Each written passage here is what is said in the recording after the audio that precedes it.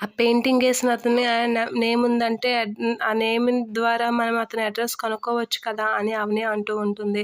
ఆ నేమ్ ద్వారా ఎలా వదిన అడ్రస్ కనుక్కుంటాం అని అయితే శ్రీకరును, కమల్ అయితే అంటూ ఉంటారు. అండ్ దాని మీద నేమ్ ఉందంటే ఆ నేమ్‌ను ఎవరెవరు కొన్నారు ఏంటనేది ఆళ్ళకి డీటెయిల్స్ ఉండే ఉంటాయి. ఆ డీటెయిల్స్ బట్టి మనము చక్కగా ఆళ్ళ అడ్రస్ కనుక్కోవచ్చు అని అయితే అంటూ ఉంటుంది అవని. అవని ఇచ్చిన ప్లాన్ విని పల్లవి అయితే షాక్ అవుతూ ఉంటుంది.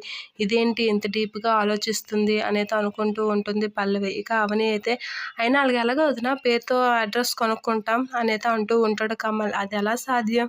బ నువ్వు చెప్పింది బానే ఉంది గానీ మనం ఎంతమందినని వెతుకుతాం అని కమల్ అయితే అంటూ ఉంటాడు. ఇక అక్షయ్ అయితే ఆ పేరుతో పెయింటింగ్ ఏసిన వాళ్ళని ఇంటర్నెట్‌లో సెర్చ్ చేస్తే తెలుస్తుంది అని చెప్పి సెర్చ్ చేసి నలుగురున్నారు ఆ వర్మ పేరుతో అనైతే చెప్తూ ఉంటాడు. ఇక చెప్పగానే ఒకసారిగా పల్లవి అయితే షాక్ అవుతూ ఉంటుంది. వీళ్ళేంటి ఇంత స్పీడ్‌గా ఉన్నారు అనైతే అనుకుంటూ ఉంటుంది. ఇక అక్షయ్ అయితే ఇంటర్నెట్‌లో కనుక్కొని ఇక వాళ్ళ అడ్రస్ అయితే సేవ్ చేస్తూ ఉంటాడు. ఇక వాళ్ళ నలుగురు దగ్గరికి వెళ్ళి ఇతని డీటెయిల్స్ అడిగితే సరిపోతుంది అనైతే అంటూ ఉంటాడు అక్షయ్.